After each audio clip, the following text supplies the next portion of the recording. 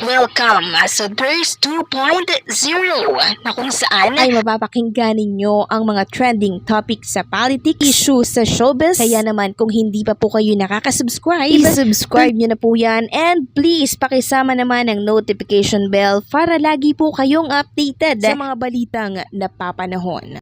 So ayun, welcome back again sa ating YouTube channel mga ka-Dappercads, at for tonight's or for today's video, ang pag-uusapan natin ay tungkol sa mga nangyayari po sa loob at sa labas ng Itbulaga. Simulan po natin dito sa inilabas na papremyo ng Itbulaga kanina, November 5 or kahapon November 5, 2024. 190,000 pesos lang naman ang inilabas ng Itbulaga. Total of 30,000 pesos para po sa therapy. Total of 85,000 pesos para naman sa sugod bahay. Total of 55,000 pesos para sa GB5 at total of 20,000 pesos para sa bowel judgmental kaba. So overall, 190,000 pesos. Samantalang silipin naman natin ang inilabas na papremyo ng It's Showtime sa araw na yan, November 5, 2024. So ang inilabas lamang po ng It's Showtime ay 50,000 pesos. Samantalang sa episode naman po ng Itbulaga November 5, 2024, ito yung date na birthday po ni Atasha Mulak. 23 years old na po siya mga ka-Dappercads, and naging emosyonal nga po siya sa inihanda pong regalo ng mga Dappercads and syempre ng TVJ Production and ni Bossing Bicsoto, Joey De Leon, and Tito Soto. So makikita po ninyo sa mga screen po ninyo ngayon na talaga namang umiyak po si Atasha Mulak. Sa pag-greetings pa lamang po ng mga ka-Dappercads na kasama niya dito po sa Itbulaga, talaga namang tumulo na po at hindi napigilan ni Atasha ang pagluha niya. Kasi sobra po siyang nagpapasalamat dahil meron po siyang pangalawang tahanan, which is itong Itbulaga. And meron nga pong nireveal si Tito Soto sa episode for November 5 para po kay Atasha Mulak. So gagawan daw po ni Tito Sen si Atasha Mulak ng single. Sabi nga po ni Tito Sen, I can't wait na makagawa daw siya ng single para kay Atasha. So grabe, aabangan na naman ito ng mga Dappercads natin. Katulad ng ginawa po nilang pag-aabang sa paglabas po ng first single ng mga singing queens natin. And sabi nga po ng ilang Dappercads, sana daw ay kasama ni Atasha Mulak ang mga singing queens sa gagawing single nito.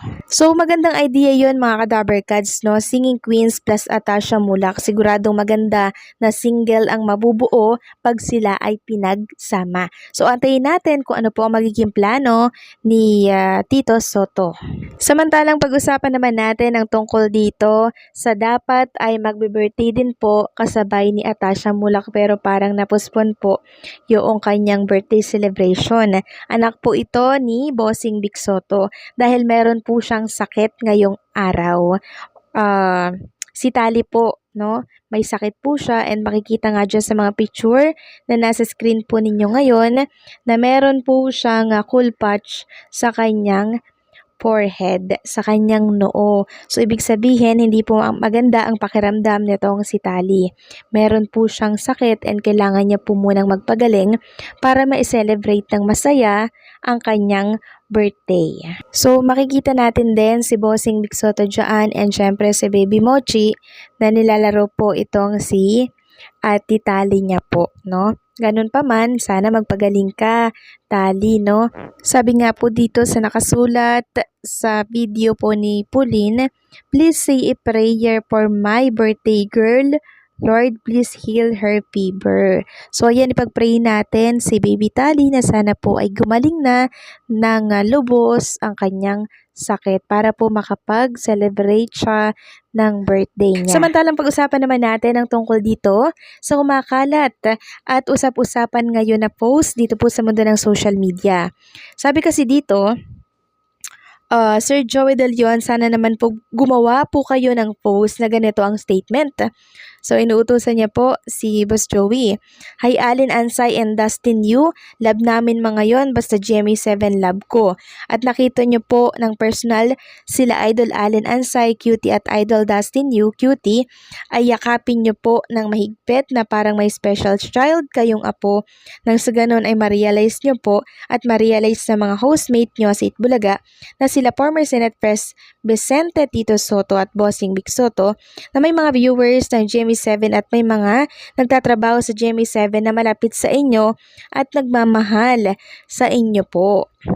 Sir Michael Angelo, kaya ganito ang post ko po dahil hanggang ngayon parang hanggang ngayon daw ay galit pa rin ang TBJ daw, Vic Soto, Joey De Leon sa GMA sa pamagitan daw ng pag-alis ng TBJ sa pagkakasama ng GMA doon sa isinampa nilang copyright infringement case against sa dati nilang producer para sa kanilang programa na Itbulaga na halos was on taping kahit na may desisyon na ang Marikina RTC, hindi iniisip ng TBJ na may mga viewers ng GMA7 na may mga nagtatrabaho sa GMA7 na malapit sa kanila. Pero noon, mga nakaraan linggo ay naglaro daw sa GMA7 through Family Feud Philippines sila Shara Soto, anak ni Tito Sen, at Danica Soto, anak ni Bossing Vic, at kasama sa bagong serye nila Allen Ansay at Sophia Pablo, si Kimpi De Leon, anak ni Henyo Master Joey, na sana maging simula na ito ng reconciliation between TBJ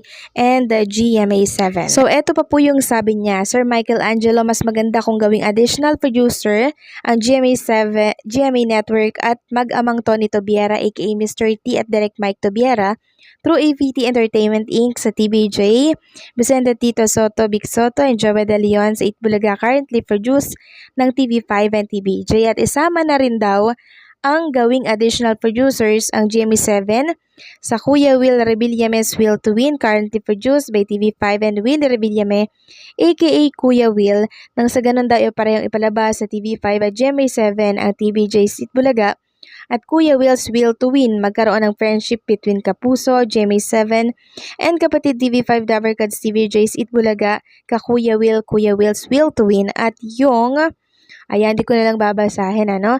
So, napaka-imposible po ng kanyang kahilingan, mga Kadaber Cards. Imposibleng mangyari po ito. At once na umalis na po ang TBJ sa naturang network, hindi na po yan siya babalik.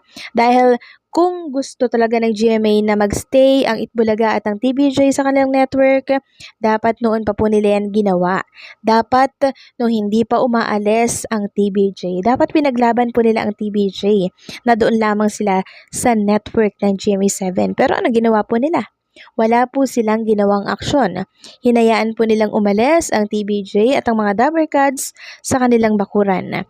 So, right after na hinayaan po nilang umalis ang TBJ at ang mga Dabber Cards sa kanilang network, ibig sabihin lamang noon ay wala na silang pakialam at sumasang-ayon sila sa pag-alis ng mga ito. Dahil kung meron silang pakialam, noon pa man inayos na po nila ito, noon pa man namagitan na po sila. Kaya walang sino man ang dapat makiusap sa TBJ at sa Itbulaga na bumalik sila doon, kundi ang mga executive lamang ng GMA. So ano po ang say ninyo dito, mga Kadaber Cards? Sang-ayon ba kayo dito? Comment down below.